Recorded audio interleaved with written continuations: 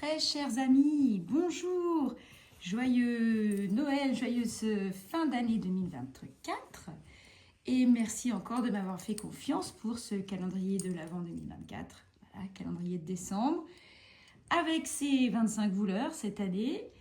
Cette vidéo était restée secrète jusqu'à présent parce que je ne voulais pas dévoiler toutes les couleurs au cas où des personnes seraient en retard ou ouvriraient leur calendrier avec un petit peu de délai. Néanmoins, voilà, la vidéo est filmée et disponible. Je vais vous montrer à l'aide de Simone qui est sur mes genoux et qui me demande des efforts. Voilà, elle est là, regardez. Hop là, voilà Simone. S'il te plaît, retourne sur le canapé. Je souhaitais quand même vous montrer quelques petites idées un peu créatives, parce que ce calendrier est un peu particulier, vu que cette année, je l'ai séparé en 3 ambiances. Il me semblait intéressant de vous montrer un petit peu ce qu'on pouvait faire avec. J'ai donc ici toutes les couleurs qui sont de cette année, voilà, avec le dernier écheveau que vous avez dû ouvrir il y a peu normalement, et les 3 couches, les 3 ambiances sur lesquelles nous allons nous consacrer, nous allons nous concentrer, voilà, pas consacrer. Il est vrai que les 8 premiers écheveaux sont assez faciles à manipuler et à arranger dans des ouvrages. Alors soit, il y a plusieurs façons de les aborder. Vous avez de quoi faire un camailleux, voilà. Vous avez de quoi vous amuser en les assemblant juste les 8 tout seul. Ça peut suffire, ça peut être sympa. Ce que j'ai quand même essayé de faire, c'est de faire en sorte que les couleurs que vous avez dans chacune des 3 ambiances peuvent se mélanger entre elles. Donc non seulement vous pouvez les tricoter tout seul ou à plusieurs, enfin en tout cas en camailleux, ou alors vous pouvez les assembler. Par exemple, voilà, vous avez ces 2 coloris qui fonctionnent très très bien ensemble et qui pourraient faire, je sais pas, une petite paire de chaussettes. Vous avez même de quoi assembler plusieurs coloris, vu que dans un écheveau un peu varié, il y a aussi d'autres tonalités. Voilà, pouf, un petit kit chaussettes sympa. Là, vous avez 75 grammes. Il y a assez pour faire... non, pas 75. N'importe quoi, puisqu'ils font 20 grammes chacun. Donc, 2 fois 3, 6. 60 grammes, il y a de quoi faire une petite paire de sockets vraiment très sympa. Même de chaussettes, d'ailleurs, dans une taille pas trop grande. C'est l'avantage de ces 3 ambiances. Mais avant d'aller plus loin, donc voilà, on part sur... en tout cas, on démarre avec cette première harmonie. Je vais aussi vous montrer des échantillons pour que vous puissiez vous rendre à peu près compte de quoi il retourne quand on tricote des écheveaux un peu particuliers comme ceux des 2 autres ambiances.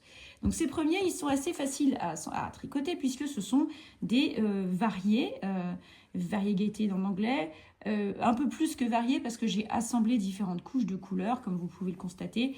Ce n'est pas juste du rouge qui s'est plus ou moins absorbé dans la laine, c'est vraiment différentes couleurs que j'ai assemblées. Chaque écheveau est fait d'au moins 2 ou 3 pigments, voire 4. Voilà.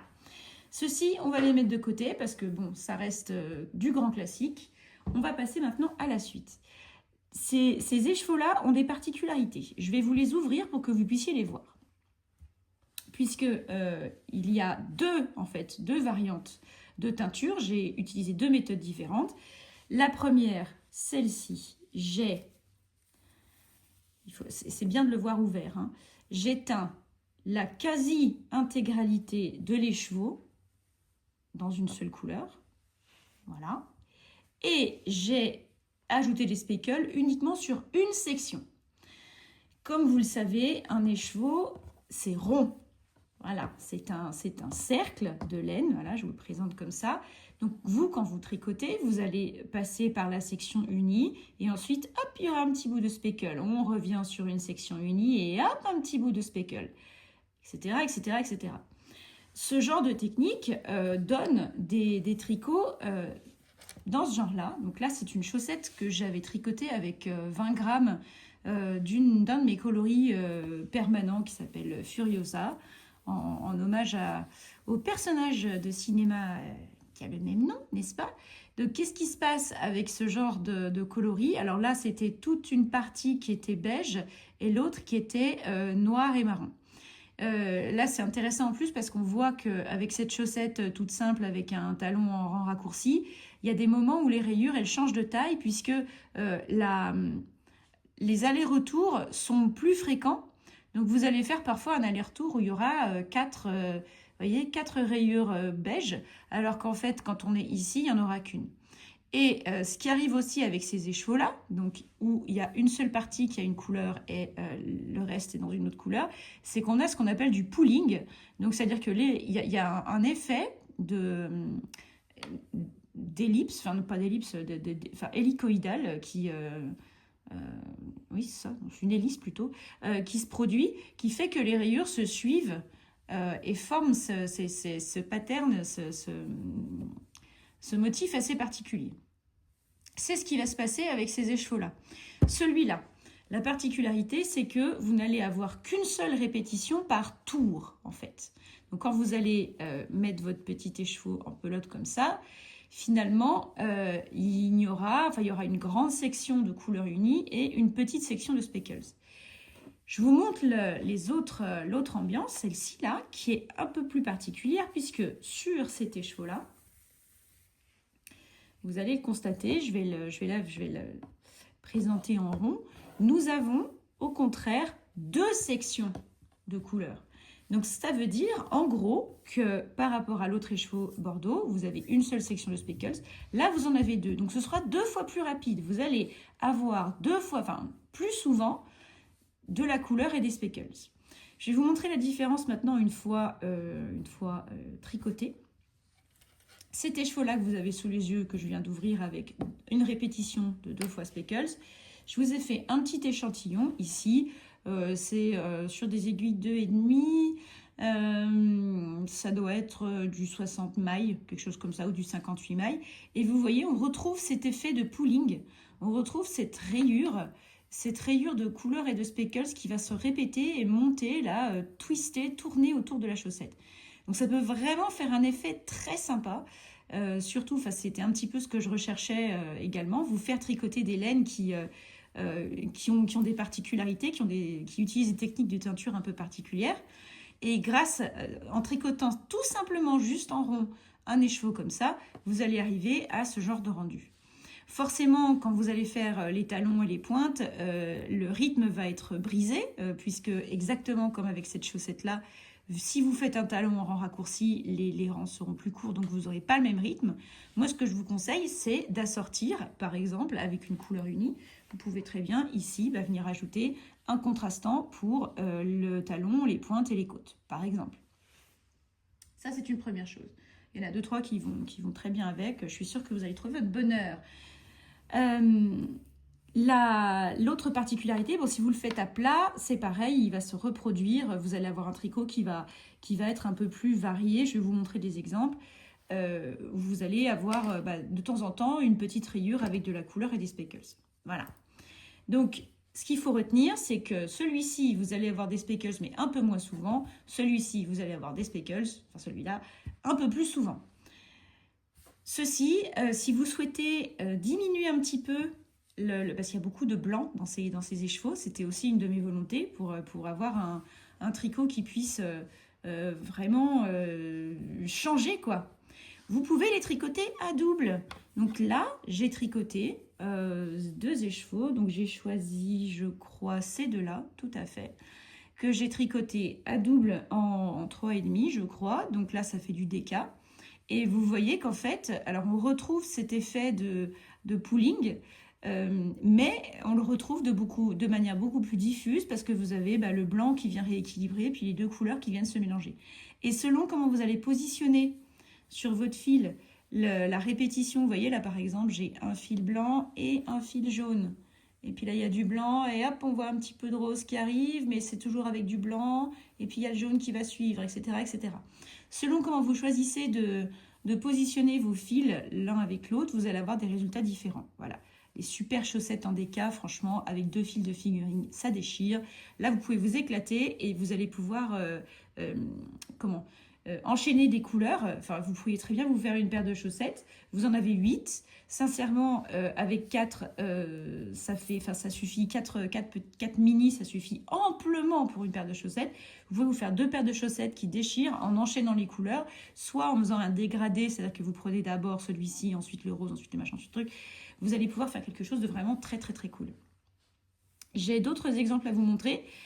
Notamment avec celui-ci, avec ces écheveaux-là, donc qui sont ceux qui sont composés d'une couleur principale et avec des éclats, enfin un éclat unique autour de l'écheveau de speckles.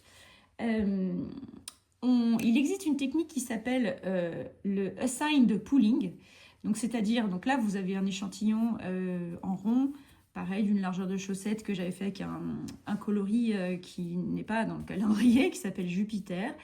Et j'avais choisi donc de vous montrer sur cet échantillon 2 choses différentes.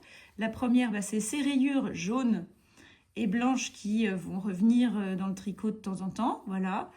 Et aussi, vous avez la possibilité, quand vous rencontrez une partie particulière du tricot, de faire des petites noppes, des petites décorations spécifiques, uniquement quand la couleur revient.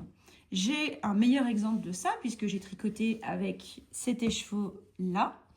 J'ai tricoté ce petit échantillon qui est encore sur son aiguille, qui pourrait très bien devenir un châle.